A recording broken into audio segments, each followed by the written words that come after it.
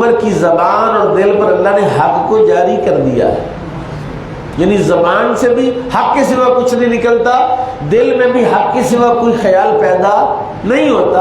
اور 21 آیات ہیں جو جناب سیدنا فاروق اعظم کی زبان سے نکلے ہوئے الفاظ کو اللہ نے قرآن بنا دیا۔ جیسے کہا ویسے اللہ نے قرآن نازل فرمایا، جیسے کہا ویسے وہ آیت اتری، ویسے وہ حکم نازل ہوا۔ تو یہ ہے اللہ کی معرفت کی علامات اور نشانیاں کہ جب وہ اللہ کے قریب ہو جاتا ہے۔ اس لیے کہتے ہیں نا جنت کے اندر بعض بندے جو رذیل خیالات کے ہوتے ہیں، کہتے ہیں جنت میں یہ بھی ہوگا، حوریں ہوں گی وغیرہ وغیرہ۔ جنت وہ مقام ہے جہاں اللہ ان کو بھیجے گا جن کے دل ستھرے، کیونکہ جب دل صاف ہو جاتا ہے تو پھر وہاں غلاظت نہیں رہتی، گندگی نہیں رہتی۔ میرے مرشد کہہ رہے تھے اگلے دن کہ وہ بندہ جس کی آنکھ میں حیا آ جائے، یعنی ہر بیٹی کو اپنی بیٹی سمجھے، ہر عورت کو اپنی ماں سمجھے، اب اس کا دل پاک ہو گیا ہے۔ اور اگر اس کی آنکھ میں حیا نہیں ہے تو وہ جانور ہے، انسان ابھی اسے اپنی تربیت کروانی ہے، اسے اپنا دل پاک کرنا ہے، کیونکہ آنکھ کا حیا اس کے دل کی صفائی کو بیان کرتا ہے۔ تو یہ ہے اللہ کا قرب کہ جب بندہ رب کے قریب ہو جاتا ہے، اس کی معرفت پا لیتا ہے، تو اس کے بعد سب سے بڑی دولت آ جاتی ہے، تو سب سے بڑا وہ دولت مند ہو جاتا ہے۔ اور یہ تو وہ میں عرض کر رہا ہوں جو ادھر سے اللہ کی طرف بندہ جائے۔ اللہ کدھر ہے؟ نہ عرش پر ہے، نہ کرسی پر ہے، نہ محفوظ پر ہے، نہ بیت المعمور پر ہے، نہ جنت میں ہے۔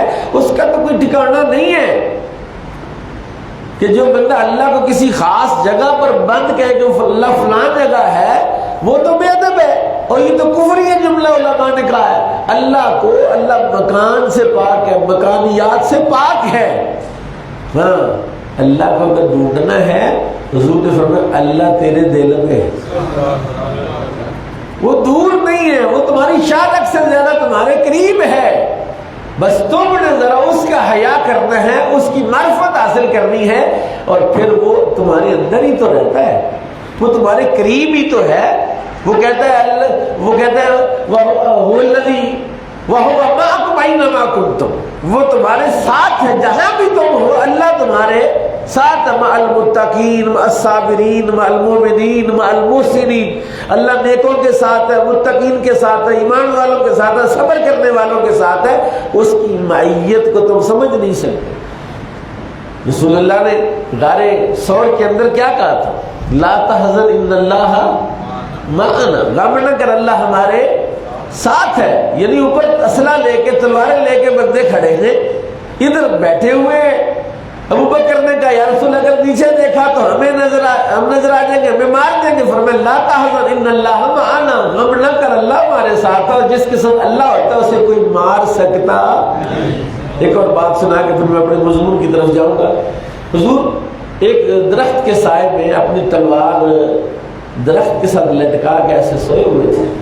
ایک کافر آ گیا، اس نے تلوار پکڑی، اس نے کہا محمد بتاؤ اب تم کو مجھ سے کون بچائے گا؟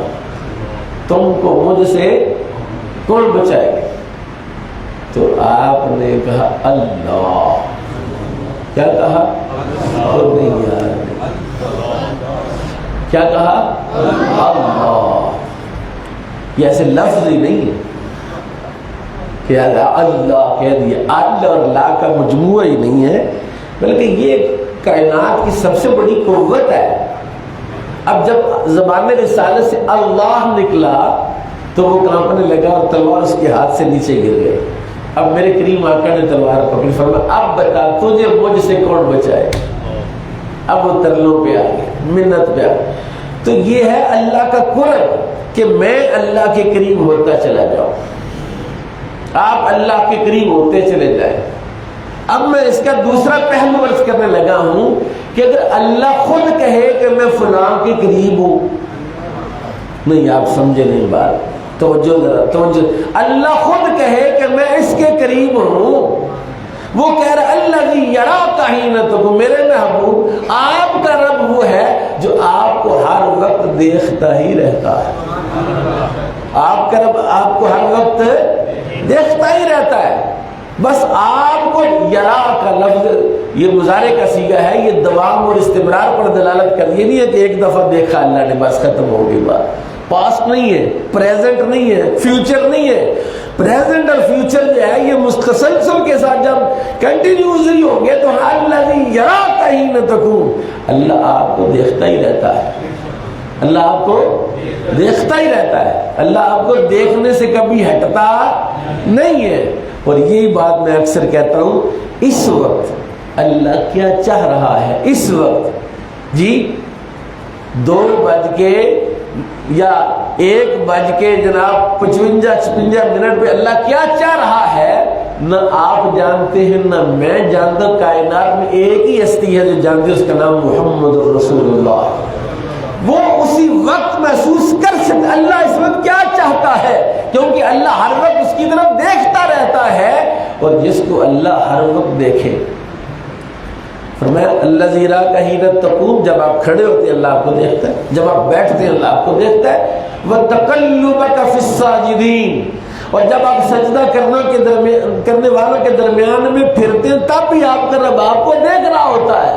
اور مفسرین نے کہا یہ تقلبک فی الساجدین کا ایک معنی یہ ہے کہ جب آپ کا نور اللہ نے آدم کی پشت میں رکھا تب اللہ آدم کو دیکھ رہا تھا. جب وہ یہ نور چلتے ہوئے حضرت شیش تک آیا تو اللہ وہاں بھی آپ کو, جب یہ نور نوح علیہ السلام میں آیا تو اللہ وہاں بھی آپ کو دیکھ رہا. جب یہ نور ابراہیم خلیل اللہ کی طرف آیا اللہ وہاں بھی آپ کو دیکھ رہا تھا. یعنی جب سے نور مصطفیٰ کو پیدا کیا تب سے لے کر وجود میں آنے تک اللہ آپ کو دیکھتا رہتا ہے. اور جب آپ وجود میں آ گئے تب بھی اللہ آپ کو دیکھتا رہتا ہے. اور آپ سوچئے ذرا کہ ایک طرف تو یہ ہے کہ حضرت سیدنا فاروق اعظم اللہ کے قریب ہوئے تو دل بھی پاک ہو گیا, زبان بھی پاک ہو گئی. بندہ قریب ہوا تو یہ شان, جب رب قریب ہو تو شان کیا ہوتی ہے یہ میں نے آج آپ کو بتانا ہے. فرمایا فَإِنَّكَ بِأَعْيُنِنَا, محبوب آپ ہر وقت ہماری آنکھوں کے سامنے ہی رہتے ہیں, آپ ہماری آنکھیں ہیں. قرآن کہہ رہا ہے, کسی حدیث کی بات نہیں کر رہا. جب اللہ ہر وقت رسول اللہ کو دیکھتا رہتا ہے, اب آپ ذرا آئیے ان آیات کی طرف کہ نبی پاک صلی اللہ علیہ وسلم ہجرت فرما کے مدینہ گئے, تشریف فرمائے, دین بیان ہو رہا ہے, شریعت بیان ہو رہی ہے, ہر دن حکم شریعت کا آتا ہے, حضور بیان کرتے. ایک صحابی نے کیا دیا, رائینا یا رسول اللہ, کہ ہم تو ان پڑھ ہیں, ہمیں سمجھ نہیں آئی, یا رسول اللہ رعایت کریں ہماری. مطلب یہ تھا کہ اس مسئلے کو دوبارہ بیان کر دیں. حضرت سعد بن ابی وقاص رضی اللہ عنہ جو یہودیوں کی زبان کو جانتے تھے, ایک یہودی بھی وہاں بیٹھا, اس نے بھی کہہ دیا رائینا. حضرت سعد نے تلوار نکل, فرمایا آئندہ یہ لفظ بولا میں تیری توڑ دے. اس نے کہا کیا ہو گیا, بندے بھی تو کہہ رہے تھے, میں نے بھی کہہ دیا. اس نے کہا بندے کہہ رہے ہیں وہ بھی میں جانتا ہوں, تو جو کہہ رہا میں جانتا ہوں. یہودیوں کی زبان میں یہ گالی تھی رائینا, اگر یہ لفظ دوبارہ کہا تو میں تیری گردن اڑا دوں گا. ابھی یہ گفتگو چل رہی تھی, یہ بحث جاری تھی کہ اللہ نے جبریل کو بھیج دیا. رسول اللہ پر وحی کے آثار ظاہر ہوئے, آپ کی گردن مبارک جھک گئی, پیشانی پر پسینہ آ گیا, جسم کپڑے بھیگے پسینے کے ساتھ. صحابہ خاموش ہو گئے. جب وحی کے آثار ختم ہوئے, حضور کریم کی زبان اقدس پر تھا یا ایھا الذین آمنوا لا تقولوا رائینا, اے ایمان والو آئندہ سے نہ کہنا, لا تقولوا رائینا, آئندہ سے تم نے رائینا کا لفظ استعمال, وقولوا انظرنا, انظرنا کہنا. وہ اللہ جو ہر وقت نبی پاک کو دیکھتا رہتا ہے, جب دیکھ رہا تھا تبھی تو ایک لمحے کی تاخیر کے بغیر اللہ تعالیٰ نے فوراً جبریل کو بھیجا کہ رائنا کے لفظ پر بات شروع ہو گئی ہے, جاؤ جا کے کہو, قرآن میں بیان کر دو, یہ حکم نازل کر دو کہ آج کے بعد میرے نبی کو رائنا کا لفظ کوئی استعمال نہ کرے. وہ دیکھ رہا تھا تو تبھی کہا نا، نہیں تو آج واقع ہوا کل آیت آ جاتی، پرسوں آ جاتی، ہفتے بعد آ جاتی، مہینے بعد آ جاتی۔ جب جب کسی نے میرے نبی پر اعتراض کیا ہے اسی وقت فوراً اللہ نے اس کے رد میں قرآن نازل فرمایا ہے، قرآن کی آیات اتاری ہے، قرآن کی سورتیں اتاری ہیں۔ کسی نے ابتر کہا، اللہ نے فرمایا انا آتینا کل کوثر فصلی لربک وانحر ان شانئک هو الابتر، ان شانئک هو الابتر۔ جس نے آپ کو ابتر کہا اصل میں وہی ابتر ہے، ہم نے تو آپ کو خیر کثیر عطا فرما دیا ہے۔ لوگ بیٹے مانگتے ہیں نام زندہ رہے گا، لوگ بیٹے مانگتے ہیں بڑھاپے کا سہارا بنیں گے، لوگ اولاد مانگتے ہیں خاندان بڑھے گا، نام بلند ہوگا۔ محبوب یہ سارا کچھ تو پہلے ہی ہم نے آپ کو عطا فرما دیا۔ بڑھاپے کے سہارے کی ضرورت اس کو ہوتی ہے جس کو اس پر اعتماد اور ایمان کم ہو، اور جو اللہ کا حبیب ہو اس کو کسی سہارے کی ضرورت۔ دیکھیے ایک آیت ہے، اللہ تعالیٰ نے نبی کریم صلی اللہ تعالیٰ علیہ وسلم کو یہ ارشاد فرمایا، جب جناب سیدنا فاروق اعظم رضی اللہ تعالیٰ نے ایمان لائے تو اللہ تعالیٰ نے جناب رسول کریم صلی اللہ علیہ وسلم نے ارشاد فرمایا کہ محبوب یہ جو آپ پر ایمان لانے والے ہیں یہ آپ کے لیے کافی ہے، یہ آپ کے لیے کیا ہے؟ کافی ہے۔ جناب سیدنا فاروق اعظم رضی اللہ تعالیٰ عنہ کے ایمان لانے پر جو ہے وہ یہ بات جب ہو گئی کہ اللہ نے کہا کہ اللہ آپ کو کافی ہے اور جو آپ پر ایمان لانے والے ہیں یہ آپ کو کافی ہے، بتا دیا کہ جو آپ کے صحابہ ہیں جو آپ پر ایمان ہے، یا النبی، فرمایا اے نبی یہ جو آپ پر جو ایمان لے آئے ہیں حسبک اللہ، یا النبی حسبک اللہ ومن اتبعک من المؤمنین، آپ کو ڈرنے کی ضرورت نہیں ہے، یہ آپ کے دست و بازو ہیں، یہ افرادی قوت دے دی ہے، یہ ایسے بدلے جلیل دے دی ہے، تم پر ایمان لائے، تم پر اپنی جانیں قربان کریں گے۔ پر پھر کیا ہوا؟ ایک دن حضور نے حضرت عائشہ صدیقہ رضی اللہ تعالیٰ عنہ سے یہ بات کہی کہ آج کوئی میرے خیمے پر، میرے دروازے پر کوئی رات پہرا دے نا، ایک کیفیت تھی رسول پاک کی کہ آج کوئی پہرا دے۔ اتنی دیر میں حضرت سعد بن ابی وقاص تلوار لے کے تو حاضر ہو گئے، تو میں کدھر آیا یا رسول، آج رات میں پہرا دینا چاہتا ہوں۔ کہا کس نے کہا؟ کہا کسی نے نہیں کہا، میرے دل میں آیا کہ میں آج رات آپ کے خیمے پر پہرا دوں۔ آپ نے بڑا پسند کیا، خوش ہو گئے، ہیں جی۔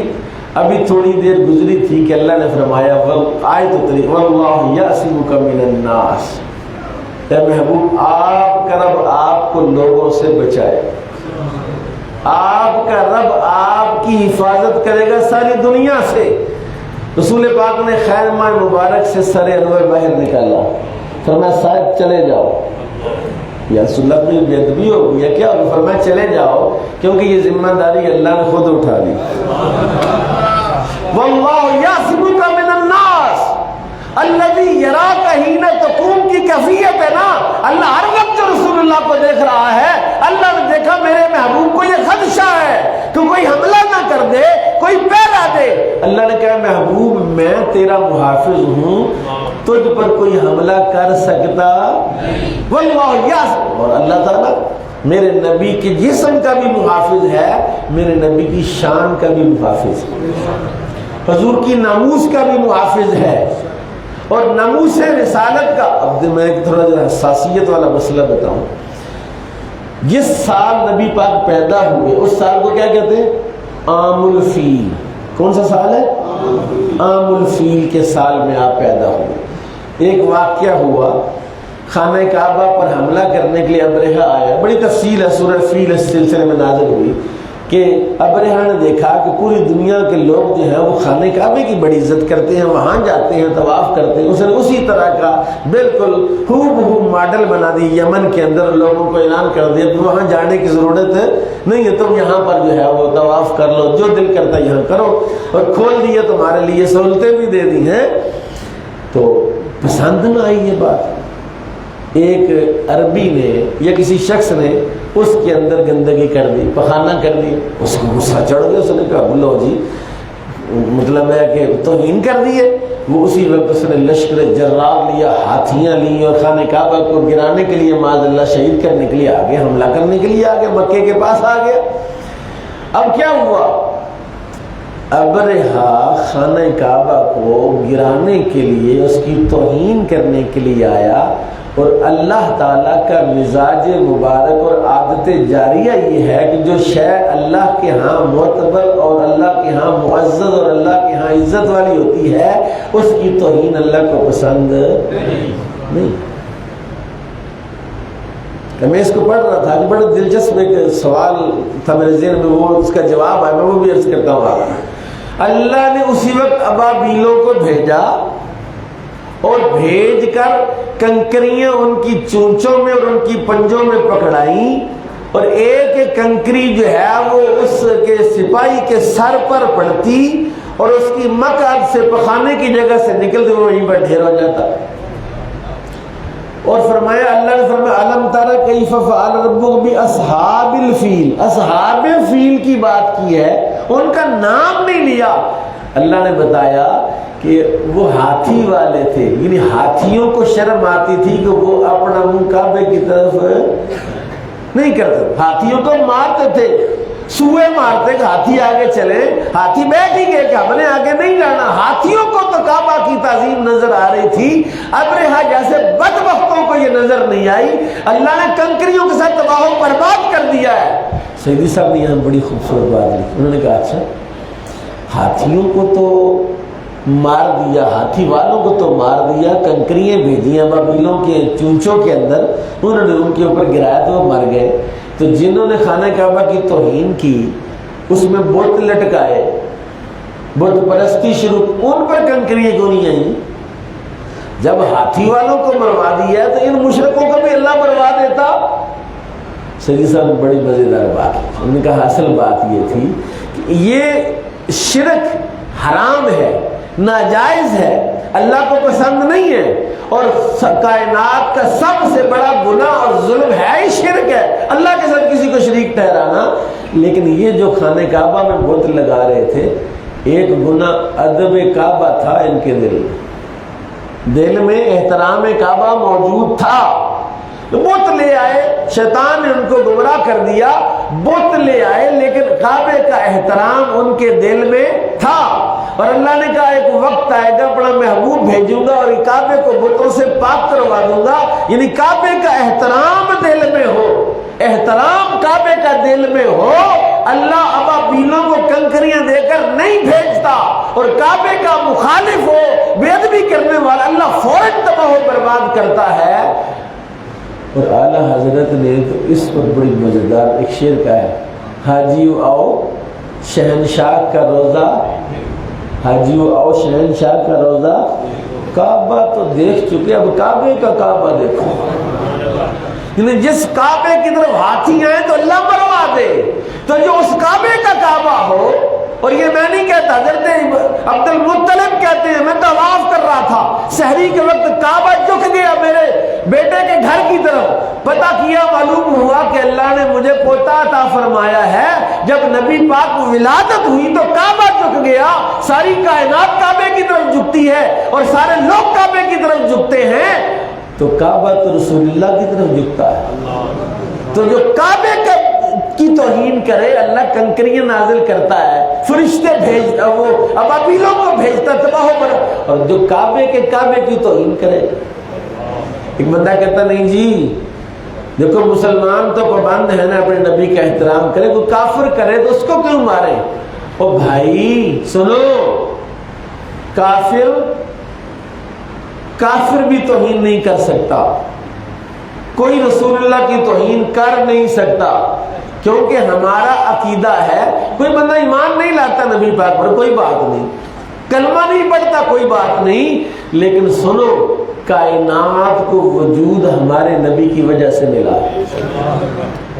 اللہ کہتا لولا لما خلقت الافلاک، محبوب اگر میں تجھے پیدا نہ کرتا تو کائنات کو پیدا نہ کرتا۔ اور قرآن کی ایک آیت ہے، جو مانن اس حدیث کی تائید کرتی ہے، وما ارسلناک الا رحمت للعالمین، ساری کائنات کے لیے نبی پاک رحمت ہے۔ کافر نہیں مانتا تو نہ مانے، کافر کا وجود ہمارے نبی کے وجود کی وجہ سے ہے۔ اتنا بڑا جرم کہ جس کی وجہ سے تیرا وجود قائم ہے تو اس کی توہین کرے، اس بات کو پسند کیا جا سکتا اور قبول کیا جا سکتا؟ اور پھر یہ جو مسئلہ میں نے بیان کیا ہے، واللہ یعصمک من الناس، اللہ خود محافظ ہے، اللہ خود حفاظت کر رہا ہے۔ ہماری حفاظت کی کیا ضرورت ہے؟ جب اللہ خود محافظ ہے تو ہمیں کیا ضرورت ہے؟ اور ہمیں ضرورت صرف اس لیے ہے کہ قیامت میں اللہ نے اگر ہم سے پوچھا کہ میرے نبی کی شان میں بے ادبی اور توہین ہوئی تو ہم نے کیا کیا؟ اور اتنا بڑا جرم ہے کہ میرے کریم آقا نے لا تثریب علیکم اليوم کا اعلان کیا تھا فتح مکہ کے دن، لیکن گستاخوں کے لیے یہ اعلان 11 بندے گن کے 11 بندے کا ان کے لیے معافی نہیں، باقی سب کو معاف کر دیا گیا۔ عبداللہ بن قتل کے بارے میں کہا کعبے کے غلاف میں بھی اگر لپٹا ہوگا تو وہاں سے نکال کے اس کو قتل کر دو۔ کیوں؟ کیونکہ اس نے توہین رسالت کی تھی، اور توہین رسالت کی معافی اتنا بڑا جرم ہے۔ کہتا جی معافی مانگ لی کو تماشا ہے؟ شرک کرو تو معافی مل سکتی ہے، قتل کرو تو معافی مل سکتی ہے۔ 99 بندے کے قاتل کو اللہ نے جنت میں داخل کر دیا، 100 بندے کے قاتل کو جنت میں لے گئے فرشتے، لیکن یہ جرم اتنا بڑا ہے، ناموس رسالت کے گستاخ کو حضور کی شان کی توہین کرنا اتنا بڑا جرم ہے۔ جو مرضی کرے کہ میں نے تو معافی مانگ لی، میں نے توبہ کر لی، گستاخی کرے پہلے 10 بندوں کے سامنے بیٹھ کے معافی مانگ لے تو اس کو معاف کر دیا جائے گا، پھر یہ دروازہ کھل جائے گا۔ جس کا دل کرے منہ اٹھائے گستاخی کرے، بعد میں معافی مانگ لے، کہتا جی میں نے معافی مانگ لی، ویڈیو ریکارڈ کرا دے، لکھو جی میں نے معافی مانگ لی، میں نے لفظ واپس لے لیے، میں نے یہ کر دیا۔ اتنا بڑا جرم ہے، اتنا بڑا جرم ہے، اس جرم کی معافی کائنات میں موجود۔ رات کو ایک جگہ پر میں تھا تو وہاں ایک ساتھی نے ایک لفظ استعمال کیا، ویسے مجھے ان سے بات کرنے کے اللہ بھی معاف نہیں کر سکتا، یہ جملہ انہوں نے کہا نا، میں نے کہا یہ لفظ اگر اس طرح کریں کہ اللہ بھی نہیں معاف کرتا، اللہ کو بند تو نہیں ہے نا، لیکن اللہ معاف نہیں کرتا، اور اگر اللہ نے معاف کر دیا ہے اب وہی تو بند ہو گئی ہے، کیسے پتہ چلے گا اللہ نے معاف کر دیا؟ بتاؤ تو صحیح، اگر کوئی بندہ بے ادبی کرے تو کوئی کہنا جی مجھے اللہ نے بتایا میں نے معاف کر دیا، تو نبی ہے؟ تجھے کیسے پتا چلا کہ اللہ نے معاف کر دی؟ القاء کیا ہے، کہا تیرے القاء کی شریعت میں کوئی حیثیت ہے؟ جی مجھے الہام ہوا ہے کہ اس کو معافی مل گئی ہے، تیرے الہام کی شریعت میں کوئی حقیقت ہے؟ نہیں تو القاء اور الہام لے کر آ جاؤ، جس مرضی معاملے میں چھٹی لے لو کہ مجھے القاء ہوا، مجھے الہام ہوا۔ رسول اللہ کے بعد وہی بند ہو گئی ہے، اس کے بعد اللہ کی منشا اور مرضی کو کوئی جان سکتا نہیں ہے۔ اور پھر میرا رب اپنے نبی کی توہین کے بعد میں ایک لمحے کی تاخیر نہیں کرتا۔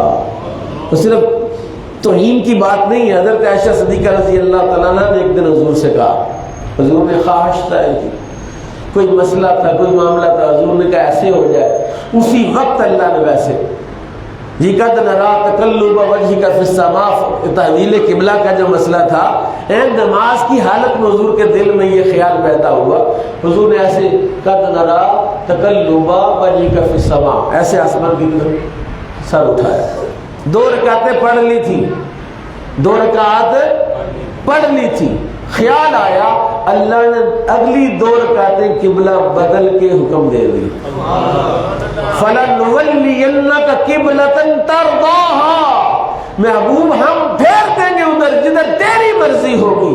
اور یہاں عاشقوں نے بڑی مزیدار بات کی، انہوں نے کہا جب حضور بالکل اپوزٹ سائڈ، پہلے ادھر کو قبلہ تھا اب ادھر کو ہے، پہلے حضور ادھر کھڑے تھے کون پیچھے تھی، اب قبلہ بدلا تو ادھر سے ادھر ہو گیا، اب کیا ہوا وہاں سے نبی پاک چلے، جب نماز پڑھاتے پڑھاتے 2 رکعتیں پڑھا کے حضور چلے، جب صحابہ کھڑے تھے تو ان کا قبلہ وہاں سے یہاں پہنچنے تک ذات مصطفیٰ تھا۔ حضور ادھر کو تو وہ ادھر کو پھر گئے، ادھر پہنچے ادھر کو پھر گئے، ادھر پہنچے ادھر کو پھر گئے. جب نبی پاک یہاں کے گھر مسجد قبلتین دیکھے وہاں انہوں نے نشان لگایا ہوا تھا, پہلے قبلہ ادھر تھا اب قبلہ ادھر ہے. اور فرمایا ساری کائنات میں اللہ نے جسموں کا قبلہ کعبے کو بنایا ہے, روحوں کا قبلہ مصطفیٰ کو بنایا. جب روحوں کا قبلہ ہمارے آقا ہے, روحوں کا قبلہ نبی پاک ہے, تو پھر رسول اللہ کی شان میں کوئی بے ادبی کرے, گستاخی کرے, توہین کرے, ہم اتنا نہیں کر سکتے کہ ہم گستاخی کرنے والے کا بائیکاٹ کریں. کہتے جی مفتی صاحب کر لینا بائیکاٹ, انڈیا والے تیل نہیں استعمال کرنا, انڈیا والے صابن نہیں استعمال کرنا, انڈیا والے شیمپو نہیں استعمال کرنا. اور شیمپو کی چھوڑو, اگر بائیکاٹ کرنا ہے تو انڈیا کے کلچر کا بائیکاٹ کرو. اب ایک دن جلوس نکالو بس پھر بڑا بڑا جلوس نکلا, کمال ہو گئے, کیا بات ہے بس. اور جلوس یہ ہے کہ تیری ساری زندگی نبی کی سنت کے مطابق ہو جائے, کافروں کے مقابلے میں تیرا چہرہ اور تیرا جسم اور تیرا اخلاق اور تیرا کردار جو ہے وہ نبی کے مطابق ہو جائے, پتہ چلے یہ نبی کا سچا عاشق ہے. ایسا نہ ہو کہ تجھے دیکھ کر پتہ ہی نہ چلے کہ عیسائی ہے, ہندو ہے, سکھ ہے, مسلمان ہے, تجھے دیکھ کر پتہ چل جائے. انہوں نے کہا نا کہ ننکانہ صاحب گئے, اتنا سا بچہ تھا, ننگا تھا بالکل, نہ نکر بھی نہیں پہنی ہوئی تھی, شرٹ بھی نہیں تھی, لیکن سر پر پگڑ باندھا ہوا تھا. اس بچے کو دیکھ کر پتہ چل گیا بچہ کون ہے, سکھ ہے.